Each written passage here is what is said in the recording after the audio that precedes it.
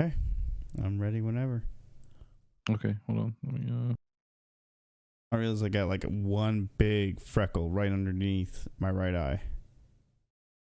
Poking. Okay, well, that's wonderful. And we're recording. Awesome. All right, ready? Here we go. Yep. Oh, getting my voice ready. I thought you were Sally cold or sells something. seashells by the seashore. Planet past Pluto.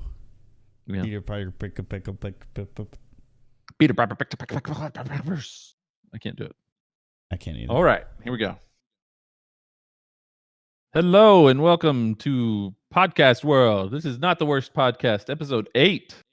Doing pretty good. We got 2 months worth of episodes. And Awesome. I am JD. I am here with co-host Anthony, and we are going to talk about some gaming stuff. And we have a military story, so that's fun. Haven't done one of those in a couple of weeks. Because it's been depressing. Yeah. We do like to talk about the military lifestyle stuff because I am a Navy veteran and he is currently in the Air Force. So even though it doesn't look like it right now, but we get lax on our grooming requirements because everything's locked down. So, and I'm a veteran, so I don't give a crap. I grow whatever I want all over my face, all up in here. Mm-hmm. Yeah. So we like to talk about military stuff every now and then when it comes up, and we mostly stick to gaming. So we got a few gaming stories. Do you have anything for the intro? I briefly forgot, but I remember what it was. I was just going to intro, and I'm actually kind of glad you let me intro this because the new Assassin's Creed has been announced, and the way they announced it was pretty interesting. They had somebody live stream a Photoshop. I'm assuming he's making like a flyer or an ad photo for it or something. He's actually a digital artist. Like, I guess he's famous for being a digital artist. And so they, I don't know if they contracted him to do it or if he's actually working on the game itself. I'm not sure. His name's Boss Logic. But the reason why this one's, I didn't know who it was. But the reason why we're bringing this up, it just got announced. Not a whole lot of information about it, but they're sticking to the different timelines now. It used to be when Assassin's Creed first came out, it was all about the Crusades. But they've been branching out to different timelines. Like they've been in the Revolutionary War, they've been to China, Egypt. The last one was in Greece with the Odyssey, Assassin's Creed Odyssey, and this one's Assassin's Creed Valhalla with Vikings. And I'm actually pretty excited about this because my family has Viking heritage, and my dad's been doing a lot of research on Viking history, and it's pretty fascinating. Hey, the Vikings have been it's looking like the Vikings that came to the U.S. long before the Europeans did. So, yeah. But anyway, tell me more. Tell me more about your Viking heritage. Tell me more. I think he's hinting at the fact that they raped, pillaged, and plundered everywhere they went to. So I don't think that's what I was hinting at. No, I don't think I was equating you to that. No, I don't think I was. So I just added myself. It is pretty cool. Yeah, the Boss Logic thing took like 8 hours, and it was just basically like a card art. But they released a trailer today. What is today? The 30th of April. So by the time anybody's hearing this, it won't be the 30th because I'm really slow at editing these. But the trailer is out there if you want to go look it up. And it looks great. Like it looks. It does. I mean, they didn't have gameplay footage. It was all cinematic. But I'm really hoping that the fights are as physical and as bloody as they were showing in the trailer, because I think that would be really cool. Because I feel like a Viking game has to be violent. Like it has to be bloody. You got to do. It does. Like, you got to do a little pillaging as a Viking. So if they don't make the fights impactful, it's not going to be as fun. No.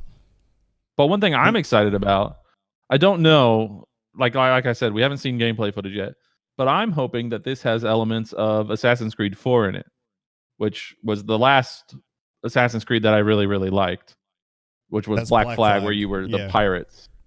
And a lot of it was on the water, and you could build up your ship. So I'm hoping as Vikings that they have cool ships that you can build up and you can sail up and down the coast or whatever. That'd be fun.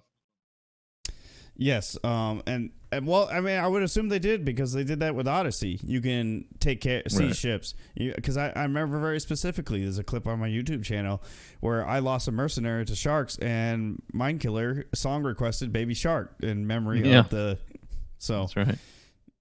And the card art that the guy drew, the Boss Logic guy, it had what looked like Scandinavia on one side and the British Isles on the other. Yeah, so, I noticed that. So I'm assuming you'll be able to go back and forth, and I'm hoping you'll be able to sail that distance if you want. And like you could stop at like Denmark or something. You know, that would be cool. I don't know what you would stop that would, but yeah, I think that'd be awesome. It wasn't in Black Flag. You could sail the Caribbean and like the Panhandle of Florida or something like that. Like you can go part of the U.S., but not obviously the entire U.S. Just yeah. So I'm hoping that's what they do. They have like that chunk of Northern Europe with the sea and like Norway and Sweden, and then Great Britain on the other side.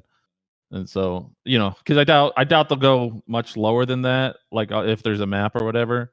But that would still be pretty neat to just be able to sail through there and fight other ships and things like that. Be a Viking. Be a real Viking. Yeah, hairy, muscular Viking. Who doesn't care about the cold? Yeah. But you can also play as a female Viking, so you don't have to be super hairy. Unless you're into that. Yeah, I was going to say, you don't know. The female Vikings could have been hairy. You don't know. It's true. And I wonder how much mythology they'll bring up in this, because Vikings have been pretty popular in games recently. Like God of War, the new God of War was a Viking-themed game, even though that was always, what was it? It was like Ares. What is Ares? Greek. Okay, so it was previously Greek, and then for this God of War, they moved it up and fought Loki and stuff. They also had that Viking miniseries that came out. I mean, it's not a video game, but they had the Viking miniseries that came out. So Vikings have been the History Channel show. Yeah, isn't that like an actual show, or is that an like actual show? Yeah. It had like 6 seasons. Yeah, so if you're sad that Vikings got canceled, this is Viking season 7. It's in Assassin's Creed. And you can end it the way you want. I will say I got from the trailer a very Braveheart feel from it. It's the English writing a creed to take out the Vikings because they're a brutal, violent race. And then the Vikings are trying to, just from the initial clip, fight their freedom. But back to the mythology thing, in the trailer, they did show an old man leaning up against a tree. He disappeared and a raven flew, which Odin had ravens. And the main Viking, who looks like the one you're going to be playing, yells, "Odin is with us." And then he has the big fight with the guy that's trying to take him out. Right. And I saw that, but, you know, it's still possible that that's more like I'm assuming, obviously, that the mythology will be a part of it. I just hope it's not too heavy. You know what I mean? Like, yeah. Like, I know it's going to be there, and I know they're going to do rituals and stuff like that, and they're going to be they're naming their stuff after Odin and things like that. I just hope it's not like, you know, I'm assuming based on Assassin's Creed's history, that the Norse gods might be the ancient alien things, right? In Assassin's Creed. Asgard. I haven't played Assassin's Creed in so long, but I know that there used to be a time where they would do like the futuristic part of Assassin's Creed, and that would be representative of gods like Juno and stuff like that were in there. So maybe that's, I don't know. What am I talking about? I don't know. I just don't want them to be a big part of the game. I want it to be fighting and visceral and down to earth. I mean, Odyssey's flirting with Greek mythology, so it's possible that they may not be heavy into it, but they're going to flirt with it a little bit. So yeah, I don't think it's inevitable, really. Mm-hmm. Can't play a Viking game without mentioning Thor or Loki or Odin. Thor and Loki, mainly Loki. Or Ratatasker, huh? A little Ratatasker in there. If it wasn't for Smite, I would have never known about Ratatasker. I know. I never heard of him either until Smite. But now he's like my favorite Smite god, so it's fun. Mm-hmm. He is the squirrel that delivers messages for Yggdrasil, the tree of the tree world. Of life, the tree, the world tree or something. World like that. tree, yeah. And that's another thing. Yeah, the title of the game is Valhalla, which is the Viking. That's heavens, true. So. Duh. Yeah, that's a pretty big hint that the Viking religion is going to play a big part in the game. That's true. Well, screw me. What do I know? It's all right. All right. Hey, it's kind of fitting too that it got released today because last night I watched the first episode of Stargate Sg-1 season 1 where they talk about the Asgard. So it's kind of fitting that it's Yeah, Asgard was a whole different thing in Stargate.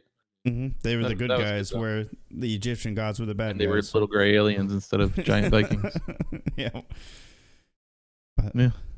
Our intro topic got a little long, but yeah, I was gonna say that became a full blown theme there instead of just an intro. But it's interesting, and I'm looking forward to it. I didn't play the last couple of Assassin's Creed games. I like to take a break from those yearly games, so I think it'll be refreshing to play the new one. No, Valhalla should be good. I think it's gonna be good.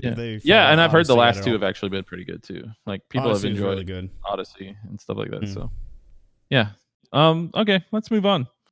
We're going to talk a little bit about UFOs, aliens. We already talked a little bit about Asgard aliens and Stargate. So now we're going to talk about real aliens, unidentified flying objects. It's happening, people. It's happening. The U.S. Navy finally admit to 3 video footages have been released of UFOs. Yep. So go ahead. It's out there. They're out there. We're not alone. Yep. So the Pentagon released these. They call it unidentified aerial phenomena. They don't want to say UFO because of the connotations of a UFO, but that's what they are. They're unidentified flying objects. They're actual videos of these objects flying back and forth rapidly, bouncing around.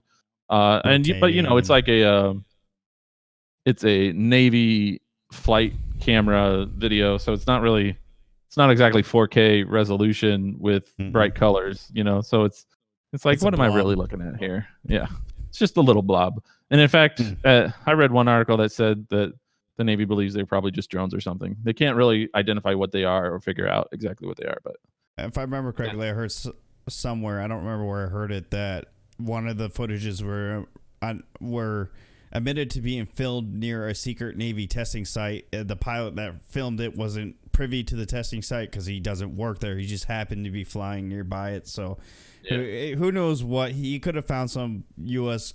project that's been working on. And the reason why I brought this up, and I'm not trying to cross anybody's hopes and dreams, because I know there's a lot of diehard alien fans out there are really hoping we're not alone, but one of my favorite aircraft before I joined the Air Force was the F-117 Nighthawk. And Nighthawk. It's a triangle shaped stealth bomber, and that thing, I guarantee, seeing it for the first time probably looks super weird to people. So who knows it. But so at least in that video, the U.S. pilot probably just picked up something being tested at the Navy site. So, yeah, I mean, and they did say specifically, they said that the way these things were moving is not in any way, doesn't in any way conform to anything that we know that aircraft can do. So it is truly something unidentified, and maybe it's aliens, maybe not, but it could be. Who knows? No. But it's not. It's not. People don't get your hopes up. It's crazy. I mean, my brother was just telling me about yesterday. There was supposed to be a mile-long asteroid within 3.9 million miles of Earth that passed by. That we streamed it. I say we like I streamed it, but no, like I posted on Facebook yesterday. There was a YouTube stream of telescopes pointed at the asteroid as it flew. It flew within 4 million miles of Earth, which 4 million is a lot, but it's super close. Like, it's really close for an asteroid, because anything could happen to that asteroid and just crashes into us, and we're all dead. Yeah. Which would be fitting for how this year's been going. So, right, that would be the icing on the cake. Everybody would see that asteroid coming down and be like, "Yeah, come on, just hit us. It's over. Let's go. Let's end it. 2020, you're a dick." Yeah. They're gonna be like, "Sounds about right." Toby dies. Yeah. Ugh. But yeah. Anyway. So the UFOs, you can actually go watch the videos. They're out there for the public now. There's a couple of them. They're only like a second or two long. It's not like it's anything crazy, but you can go see some UFOs. See something so mysterious that the Pentagon can't identify it. I think even if it's not aliens, that's still kind of cool, because it means that there's some mysteries out there. Somebody out there got advanced enough in technology that the government can't explain it. They can't reasonably explain it. But the last thing I'll add, if you want to keep talking about this, we can. But the last thing I'll add is I watched the Joe Rogan podcast recently.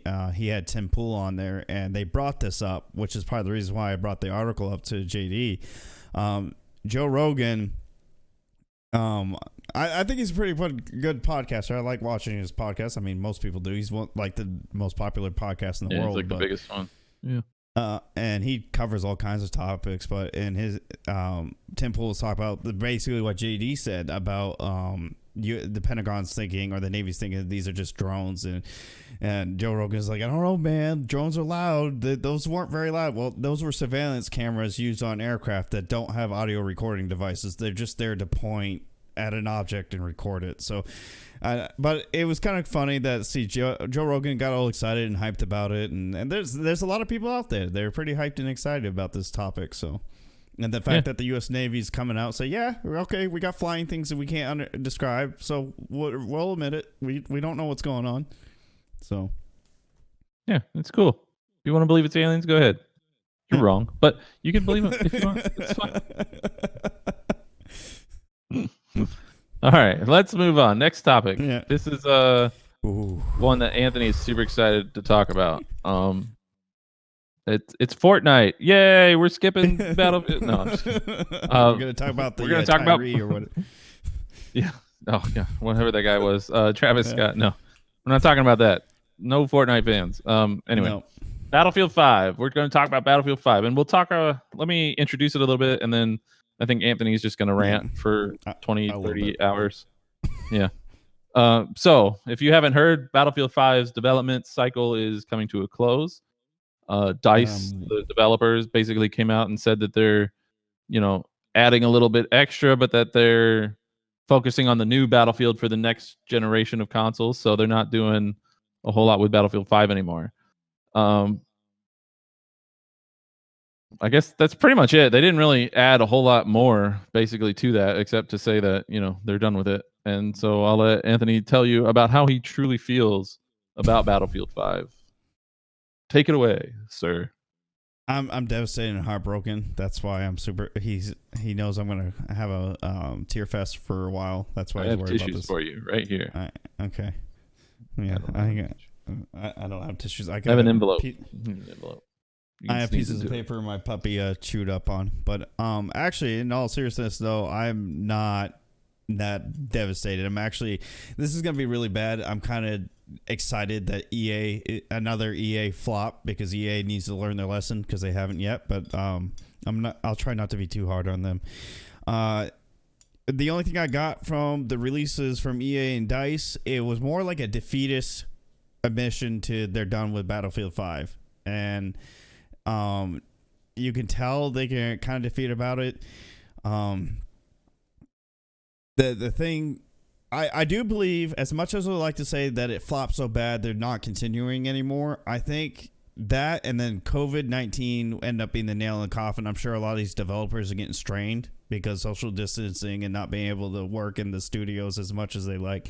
So they're like, well, we're not going to waste our time on a dead project or dying project. Might as well just focus on our energy on new projects, which admittedly that's probably a smart move to do. Especially when not being able to work in their studios like to do. This is speculation. I have nothing to back this up. This is just I think COVID-19 just kind of sealed the coffin for them. But Battlefield 5, I've been a huge fan of Battlefield for a long time. I played 1942 when I was a kid. For the record, he's a Battlefield fanboy. It's not just that he likes Battlefield. He would defend Battlefield with his dying breath. But Battlefield 5 stabbed me. I think that context is important. Yes, and I feel Battlefield 5 stabbed me in the back. My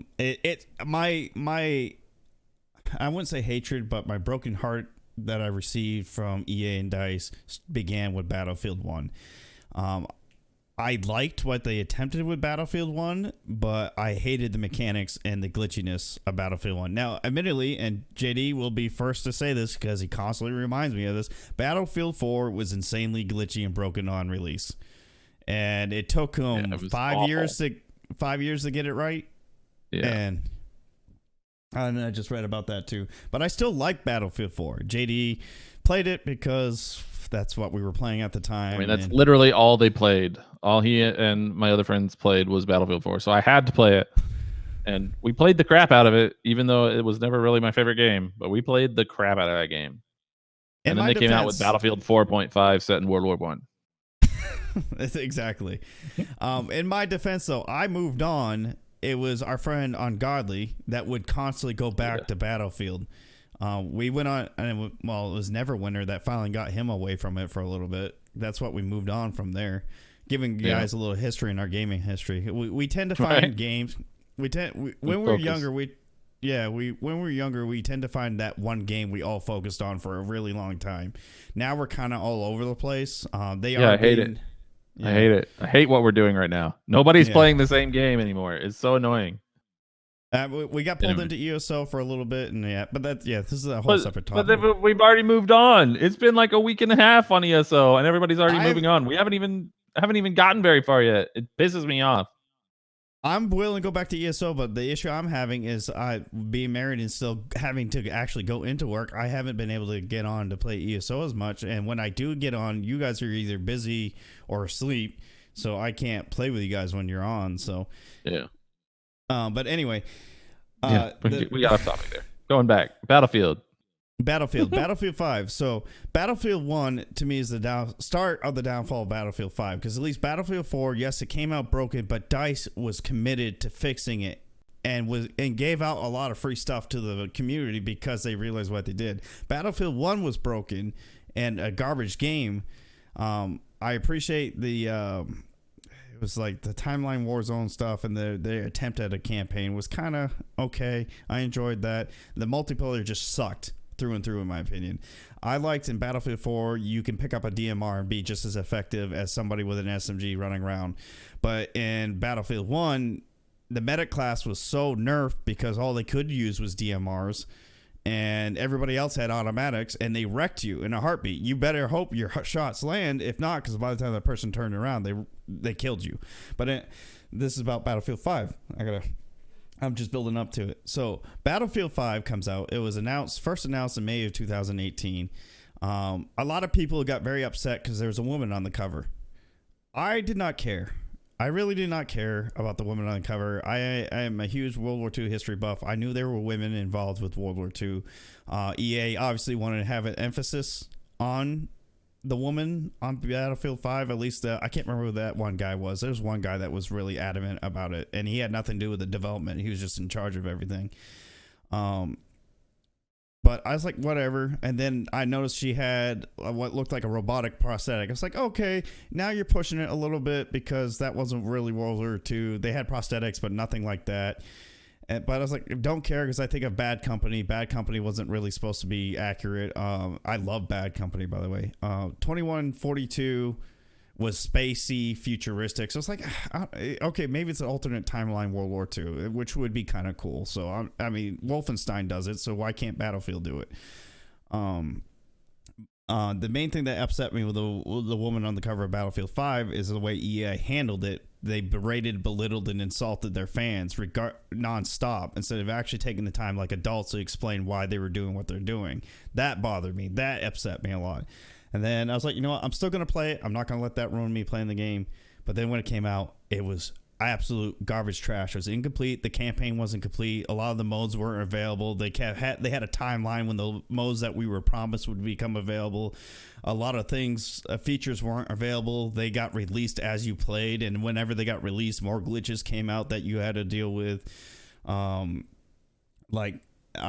sad they've even bothered with a battle royale. I don't play Battlefield for battle royale modes. I play Battlefield for Battlefield modes. I hate the fact these companies are trying to get obsessed. Yes, it worked for PUBG and Fortnite. Doesn't mean it's going to work for you. Doesn't mean you should have to try it, but they're chasing that money.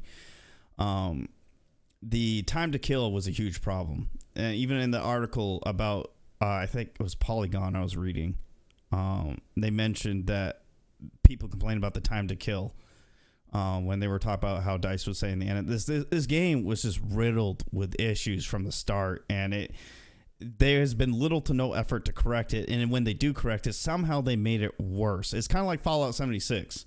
Every time they tried to make it better, it got worse, and people just gave up. They released the Pacific Theater recently. I heard that helped bring some people back, kind of like Fallout 76 with the NPCs being added to the online game now. But it wasn't enough. So DICE finally threw in the towel. They were doing seasons. I think that's what they were calling it, like everybody else is doing now. They were doing seasons, and this next one isn't really a season. It's just an update to the end of the 7th season. And after that, they're done. There's no more support from DICE and EA for Battlefield 5. If you want to play it and it's broken, you're going to have to deal with it, and they're just done with it. They're not going to do any community support for Battlefield 5 anymore. And how long is that? What's that lifespan on that game? It was released. My brother and I were talking about this before the podcast. 2018. Yeah, November of 2018. Wow, that's not very long. No, other Battlefields have lasted much longer than that. Battlefield 1 lasted 3 or 4 years. Battlefield 4 lasted forever. Battlefield 4 was years. Yeah, because really the Battlefield 4 came out when the Xbox One released. Because it originally came out on 360, and then you could trade it in for the Xbox One copy. It came out when the 360 was still like the main thing, and then you had to upgrade it to Xbox One. Yeah, that's crazy. Yeah, so less than 2 years. Man, like I bet Battlefield 1 and Battlefield 5 had the lifespan of Battlefield 4. Combined, yeah, I think you're right. Yeah. If not, it was close. That it would make sense. And I remember when Battlefield was being released, they're EA is trying to focus on this games of services motif now. A lot of companies are trying to do something like that. These online companies, I know, Bethesda's trying to do that with the Fallout series and stuff like that. So they had the same thing with Anthem. They were hoping these games would just last forever. They'll just constantly get involved with the community and update it, and no matter how long ago you play it, you always come back. There'll be something new. Well, now it's over. And DICE today announced working on Battlefield 6. So yep. I think they hung winner. I'm not holding my breath on it at all. I don't even care what time frame they're looking to play it. They could do something in outer space for all I care, and I probably wouldn't be super excited about it. They're gonna have to do something pretty outstanding and make sure it's flawless when it releases for me to come back to it. I made the mistake of buying Battlefield 5 on Xbox One because, like JD said, I'm a diehard Battlefield fan and I would defend it to the death. So I bought an Xbox One, and then I paid for the Origin subscription service so I can play it on PC as well. Admittedly, it performed a little better on PC. It was beautiful on PC, but it was not worth. So I canceled my subscription, and I don't play it anymore. Constantly remind me every time I log in, and says, hey, you have Battlefield 5 in your library, but you don't currently own it. Please resubscribe to keep. I'm like, nope. I hate Origin anyway. But yeah, so Battlefield, for all of you who are Battlefield fans like me, it's dead and done. I mean, I'm not super upset about it. I'm kind of relieved. It's kind of like that ailing relative you have that's suffering and dying, and you want them to ease the suffering. Wow. It's pretty thematic considering the global pandemic going on right now. Yeah, that was lack of optics right there, so I apologize. Okay. Yeah, I mean, Battlefield 6 should be better. I mean, it'll be out on the next gen consoles, and assuming they're developing it for that, it should look better at least. I really hope they come out with a new engine. They've been using the exact same engine for everything. Battlefield 4, Battlefield 1, Battlefront, even the Star Wars games. They all feel like reiterations of the same game. So I hope they come up with something new. Do it different, man. It's time for change. You brought up Battlefront 2 is also ending, but Battlefield 2 has been out longer than Battlefield 5. But they said they're stopping support of Battlefront 2 to work on the new Battlefield 6. And you mentioned the engine. DICE admitted that what EA wanted, like I think it was BioWare with Anthem, they wanted the Crytek engine for Anthem. They said the Crytek engine is not made for this. You can't be doing this. And I remember when Crytek came out was with the Crysis series, and it was amazing then because it was built for Crysis. So right now they try to use. They're like, hey, look how good this engine is. Let's use it for everything. But they have done little to update it, and it can't handle what they want now. So yeah. So, oh well, rest in peace, Battlefield 5, and Anthony's feelings. Okay. I'm sorry, I got unhinged and emotional there. I apologize to all the listeners out there. He loves himself some Battlefield. I do. I really do. I don't know why. Call of Duty is obviously the better game, but it's fine. Let's move on to the next topic. And I quote, Call of Duty encourages bad behavior. And I quote. Who said that? I don't know. What are you talking about? It does. All right. It really does. Anyway. Yeah, it does. Hey, speaking of which, it does, because the battle royale mode. Tell me more. They had to ban 40,000 players because they're hacking and cheating. Move on. All right. Sorry. It's still it's time to move on. Okay. All right. So our third topic of the day, kind of fourth, since we talked a lot about Assassin's Creed, but our next topic is The Last of Us Part 2. For those of you that don't know this game, you might not, because it's a PlayStation exclusive, and I don't think it's ever come out on PC, and it's definitely never come out on Xbox. So if you don't play PlayStation, you might not know about it, but this is a huge cinematic game. The first one, The Last of Us, was hugely popular, very successful. It was an awesome game. It was a really amazing game to play. And this one has been in development for like 7 years. So it's supposed to be topping the first one in every way. And we've talked about it a little bit before, because we talked about game developer crunch and how the Naughty Dog, the company that makes Last of Us 2, is like notorious for its crunch, for making their developers work long hours and forcing them to work holidays and weekends and stuff to get things done in a timetable that fits their schedule. Anyway, this isn't really about that. This is about a leak. Somebody put out a YouTube video showing video and cinematic and story plot points for The Last of Us 2, which is huge because this game has been such a closely guarded secret for years, literally years.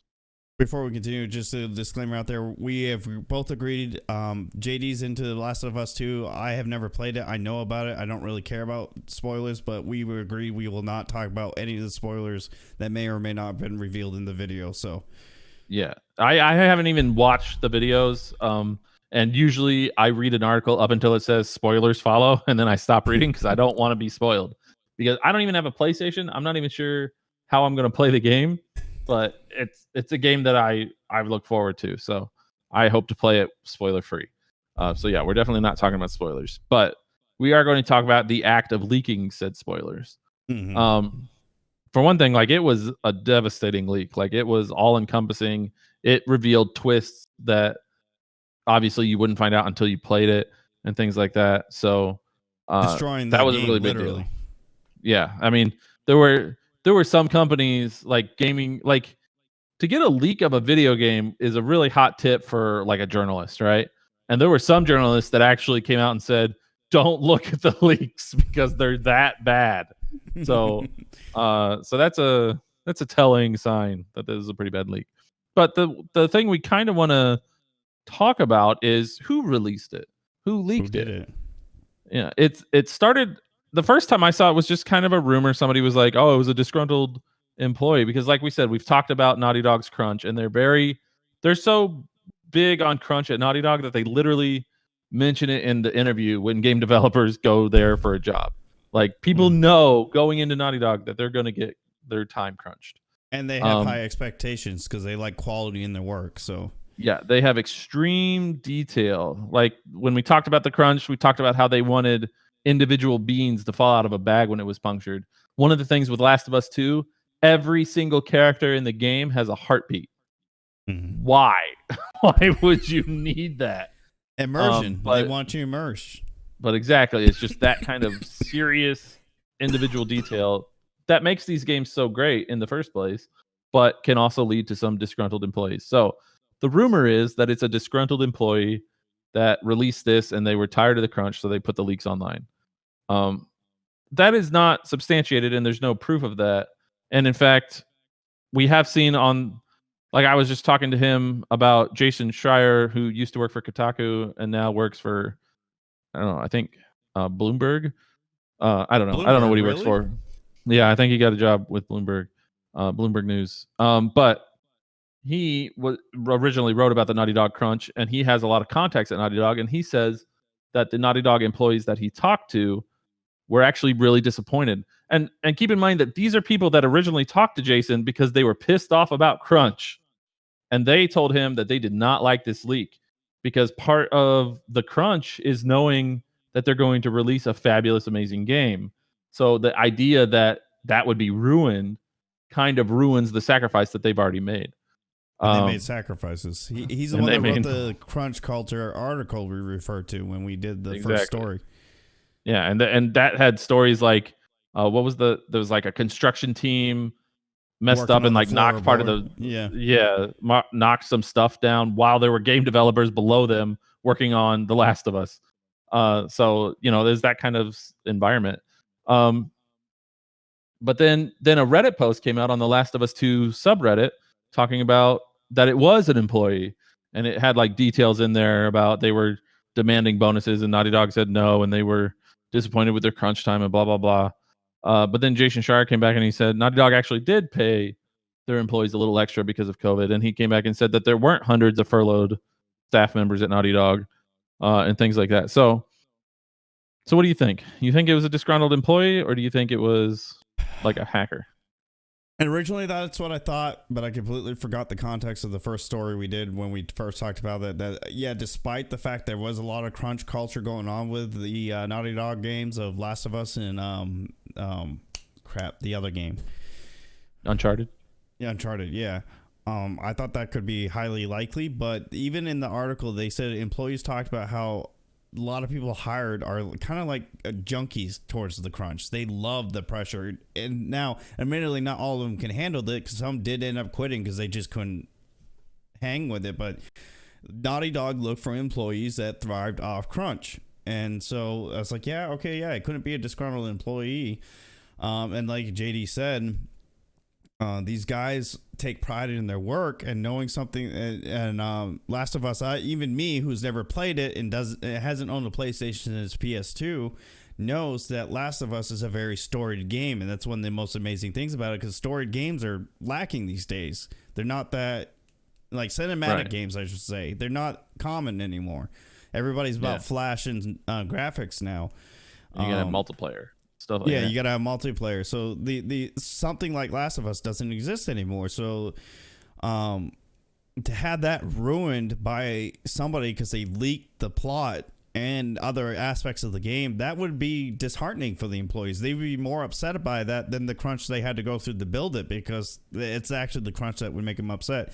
So there's a joke on Twitter about some of you may or may not know of JTech TV, who is a very insanely diehard PS4 fan. I've never seen somebody so like hardcore about being a fan of a console in the day in my life than JTech TV, who is bragging or upset, saying the people that leaked this are disgruntled Xbox and PC fanboys because they don't want PlayStation to have exclusives. So they leaked this to ruin it for everybody else.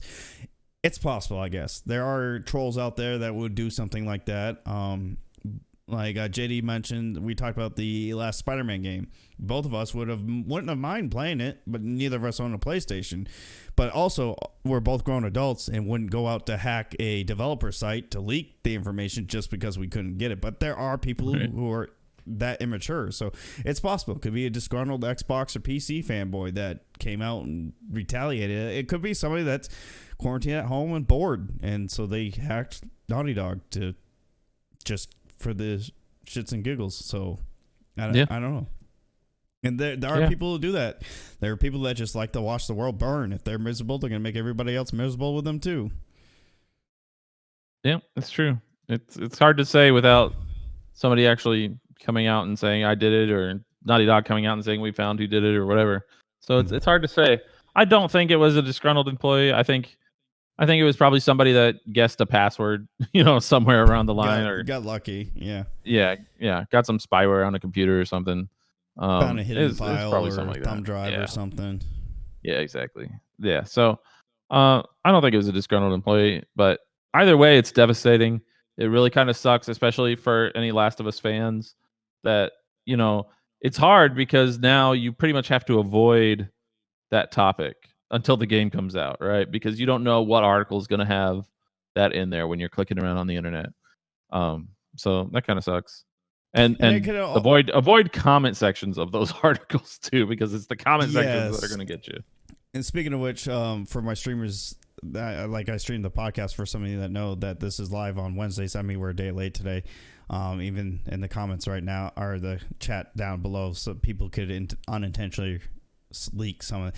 of the spoilers. But another thing I was thinking about, who may be behind the hacking of it, in this day and age where everybody wants the internet fame. Even JD was talking about trying to find something to make his Twitter and YouTube go viral so he can get more views and subscribers on his channel. It could have been somebody that just wanted that. It's like, ooh, he stumbled across leaking of Last of Us 2 and knew if he posted, or he or she posted it on their YouTube channel, they just got something, went viral, and they just brought probably attention to a channel that was minor and doesn't exist anymore. So now they're big and famous because everybody's going to this video and talking about it. I mean, we're talking about it right now. We're not referring to the original video by any means because we don't want to. If you guys want to go out and watch it, that's on you. But we're not going to ruin that for anybody that may care about The Last of Us 2. So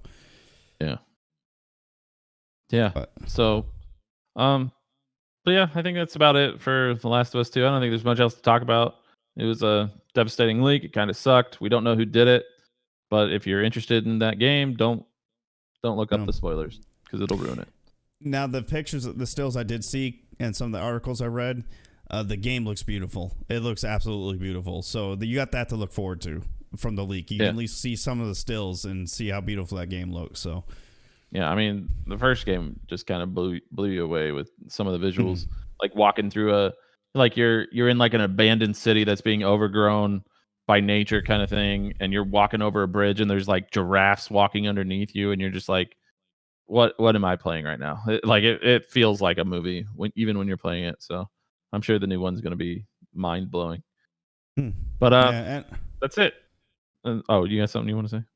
No, I was just saying, I hope it's going to be as cinematic as everybody hoped, and the stories is as good as it was in the last one. So, I mean, I already know the spoilers, but like I said, I wasn't that involved with Last of Us, so I dug into it just to see if there's any interesting things that I can use to talk about today. But there was some interesting things, but it would result in me potentially spoiling the game, so I'm not going to talk much about it. But it sounds like it could be an interesting storyline. How interesting, I don't know. So, yeah. All right. Those are our topics for the day. We talked a little long today, so I guess we'll make the outro a little short. And I don't know, if you want to contact us, you want to talk to us about our podcast, you can use the hashtag NTWP on Twitter. That's a great way. You can also tag us. I keep our Twitters in every episode, so just look at the description for how to contact him or me. And you can ask us questions. You can give us topics if you think there's something cool that you'd like to talk about. You can, I don't know, do whatever you want to do. Make some art or sing a song. I don't care. Link to some weird blog that you did when you were 4. That's cool too. But yeah, hashtag NTWP is how you contact us. If we find it interesting enough, we'll maybe even feature it on the podcast. But we even use it. So if you find any interesting articles, game, military, or pop culture related, we talked about the Scrubs.